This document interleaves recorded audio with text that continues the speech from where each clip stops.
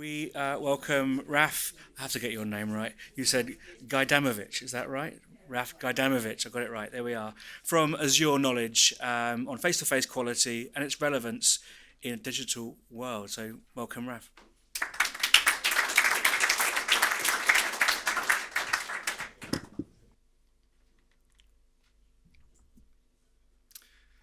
Good afternoon, everyone. Last session, I promise not to be too long. I feel like the odd one out, face to face. Everyone is wondering, why am I talking about face to face? Everyone has been talking about bots, digital threats. There will be almost zero mentions of those things. So it is a slightly different presentation to conclude this session. A quick word about Azure. We are a global data collection agency that has the benefit of working across all different methodologies. As such, I will be looking at the face-to-face element of that whole spectrum and try to give my perspective over 30 years of this industry as to whether it can be used effectively in the digital world.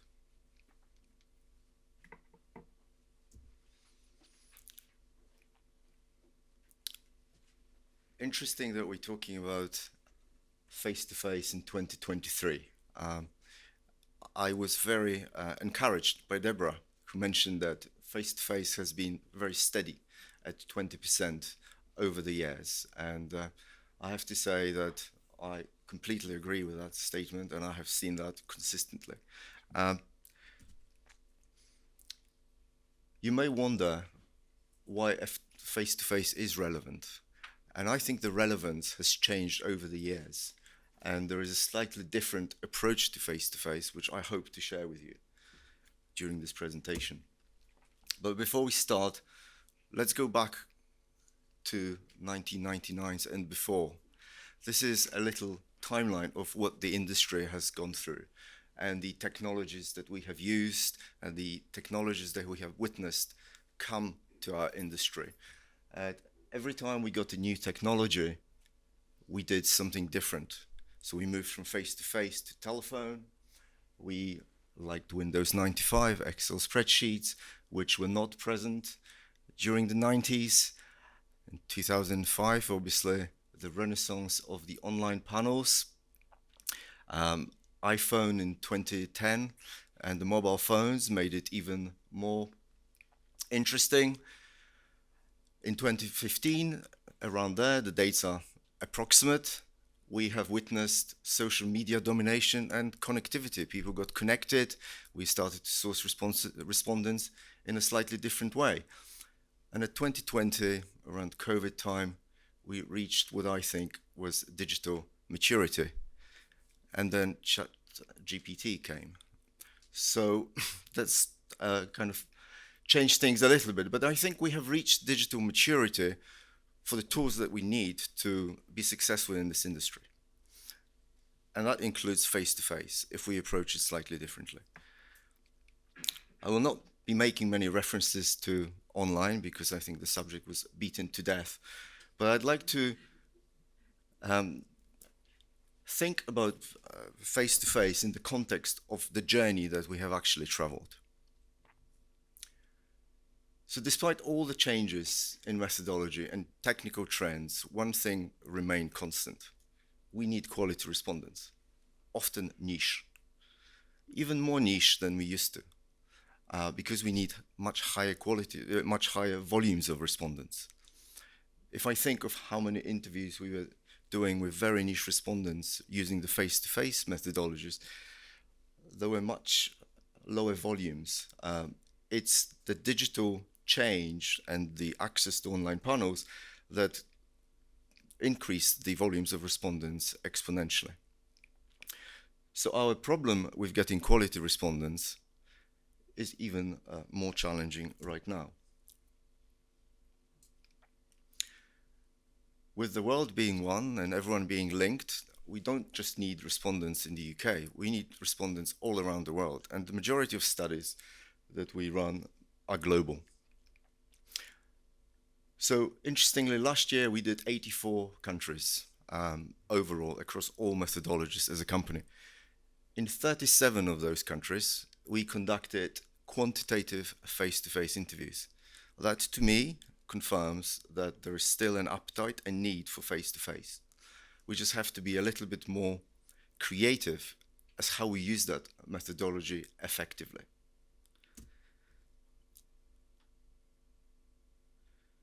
In my view, there are 4 reasons why face-to-face is relevant and important. The first one is reach beyond online audiences and panels. The second one is the engagement, and that is through having an interviewer and making sure that the respondent is engaged. The third one is the enhanced representativeness, and the fourth one is quality, because the quality can be managed much better through that interviewer. As a CEO and a business person speaking to clients, I always try to think that there is a role to play for offline methodologies. I think that online is just one of the methodologies. It happens to be the most used at the moment. But there is always a need for offline and mixed mode methodologies if the budgets permit.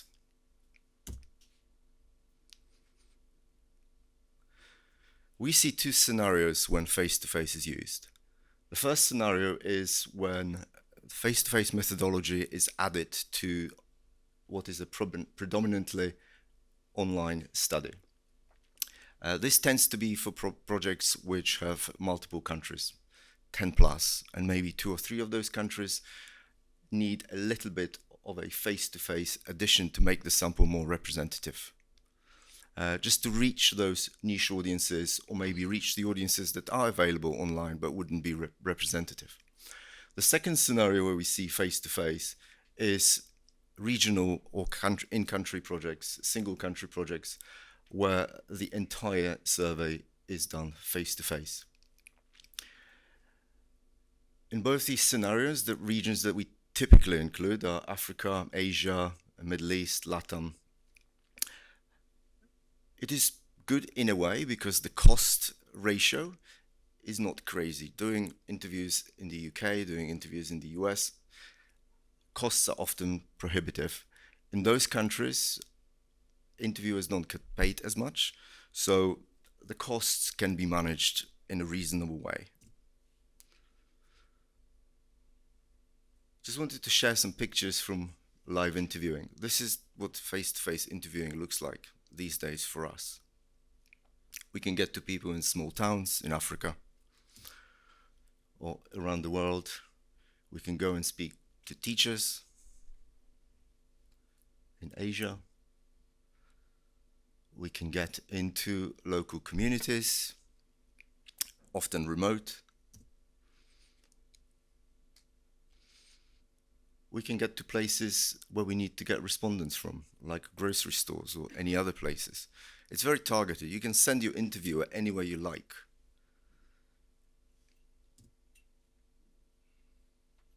We can also go to clinics in some of the third world countries and interview patients waiting in a waiting room.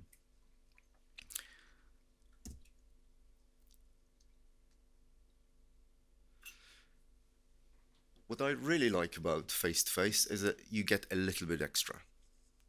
You get access to diverse reach, you get understanding of the context, you see where these people go, you can learn more about their life, you can validate whether the survey is done correctly by the reactions, you can use the interview assistants to feedback whether the project is working well.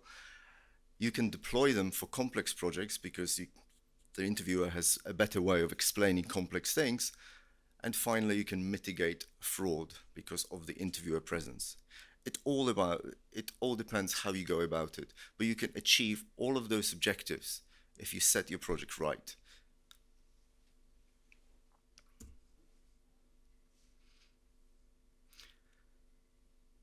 Quality is a huge aspect of the success of a face-to-face project. It has completely different components, or somewhat different components to online. But if you understand what they are, managing quality is really easy with the tools that are currently available. In my view, there are four quality components. The first one focuses around the interviewing team and making sure that we fully use the power of that personal approach, having a person on the ground. The second one is about the tech setup. We have so many tools now that we can make this work really well. Third is about following the best practice, and the best practice relates to the tools that you have available. And finally, quality control and tracking of interviewers, which is the most fundamental thing. When you talk about online, it's about bots, it's about farms, it's about ghost respondents. Here, it's about quality control and tracking of the interviewers. This is where things could go wrong. So let's start with the interviewing team. Instructing the interviewing team is extremely important. You need to give them all of the information regarding scope, training them, making sure that you maintain contact with them during the entire fieldwork, and providing them with great interviewer notes. All of those aspects, if done right, give you a well-trained and equipped interviewer to be your eyes on the ground.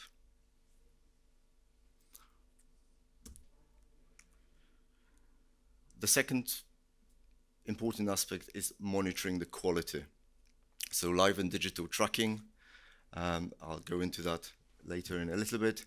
The supervisor presence, the backcheck process, and also being able to control the number of interviews that each interviewer is doing. We would advise never to have more than 8 to 10% of interviews coming from one interviewer. The problems that we see is that if one interviewer is making things up or is misbehaving, it is very easy to discard that data.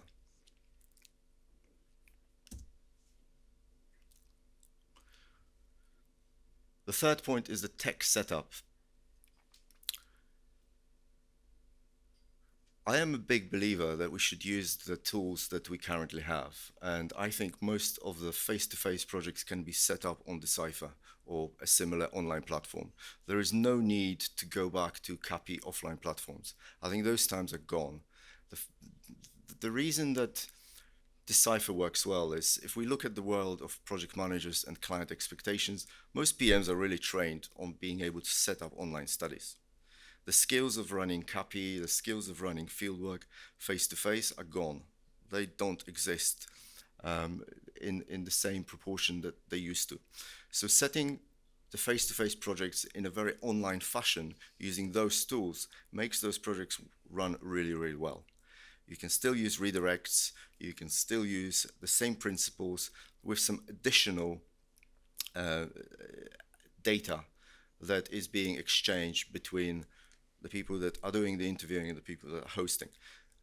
When one company does the whole thing, it's very, very easy.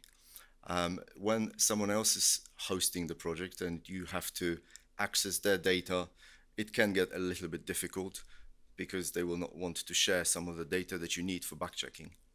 Without backchecking, your quality is not as good as with backchecks. I think everyone recognizes that. And best practice. We tend to do tablet interviewing wherever possible.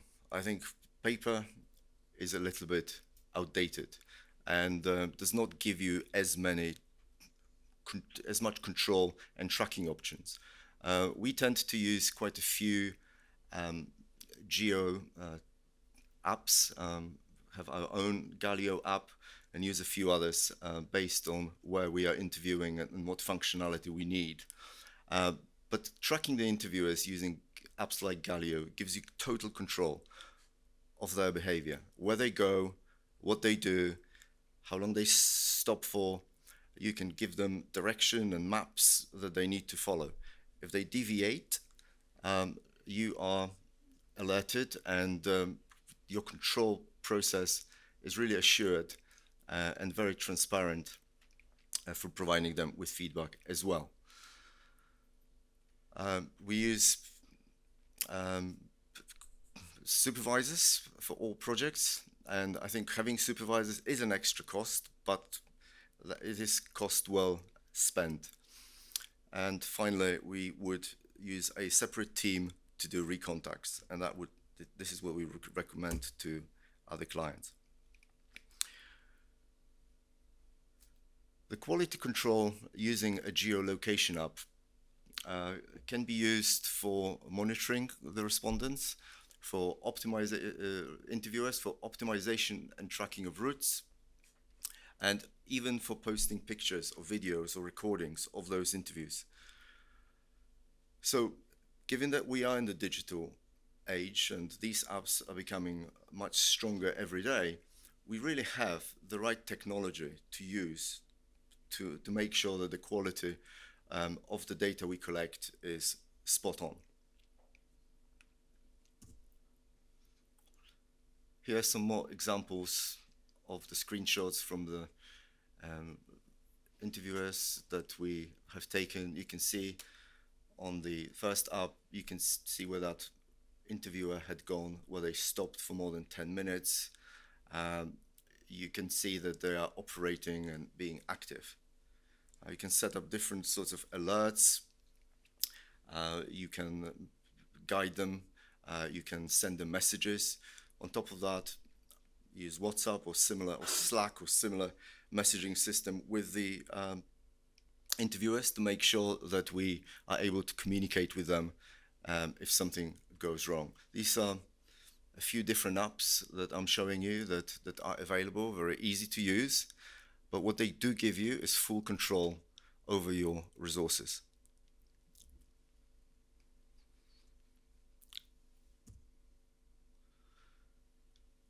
So in summary, I think face-to-face is a really very robust methodology, and it can be used in a very, very efficient way if you use those tools.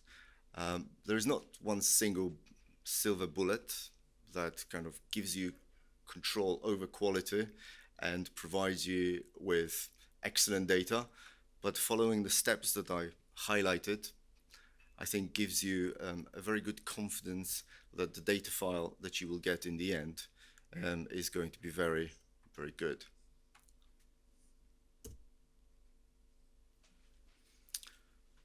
Any questions?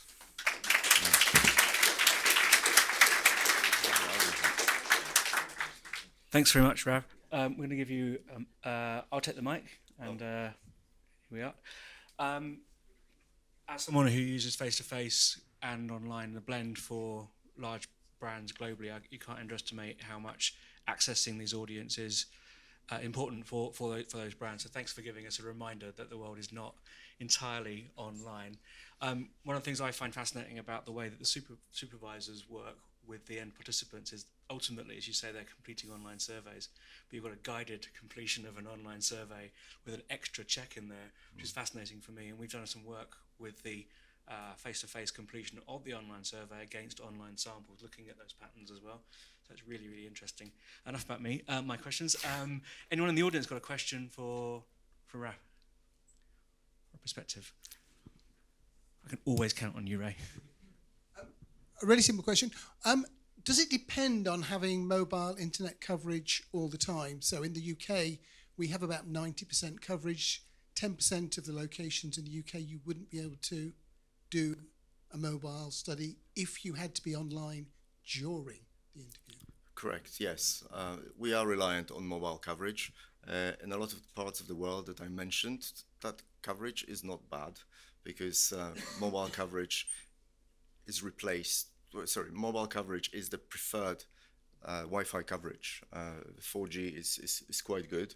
Obviously, you have the option of doing it on paper and entering it later into the online platform. So yes, this is used as backup if you really are out in the sticks.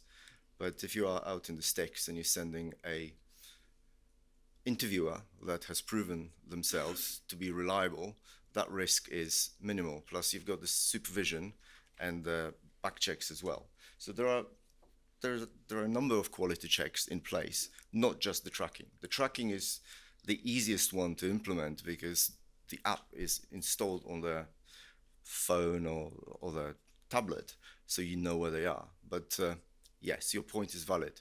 In some places, there will not be an internet connection. Any other questions for Raf? One at the back. Thanks, Jerome. So why not use like a disconnected tablet? You know, like I can think of a number of software that provide that functionality where you can run interviews without needing the internet connection. What you download the server before, and then once you get back to connection, you send the data back. I mean, what's the problem with that? The problem with that is that a lot of the time, you would be doing the field work for a company that prefers to script this in one platform. So the scenario number one, if we're doing a study where the client is doing 40 countries online and they've scripted everything in Decipher, the client is going to be very reluctant to be given an option to collect the face-to-face data using a different platform. A, because they would have to script it, and B, they would have to merge the files. So also, the data being live gives them the comparison to know whether either the face-to-face or the online data looks somewhat off. So I think the simplicity of it and the advantage of having everything on one platform is more important than having a platform that works offline as well, because it's just too much hassle. Plus, a lot of our clients or clients overall just don't know how to manage copy platforms, and it's just an additional component that's likely to go wrong. It really works very well on Decipher and other platforms with the backup of phone. I don't think that a copy platform is a necessary step. But Forster, which has got a disconnected, I mean, I'm not going to mention another company that does it. You're implying that Askia might do it, Jerome. I mean, you can look at Forster and they have it. Yeah, I think once you go through hundreds of experiences of running these projects and you're dealing with PMs from other companies that are looking at that data, the ease of setup is really critical, and I believe we have the tools. Judith. So long ago, when I was very young, there used to be a problem in face-to-face work because of the high level of subcontracting that goes on global jobs, and it was very difficult to actually control what was going on. So has all that problem gone away with this new technology? The problems have not gone away, but I think what is really important to have all of those quality processes in place where you pick up on those things very early on. And it is very much people related.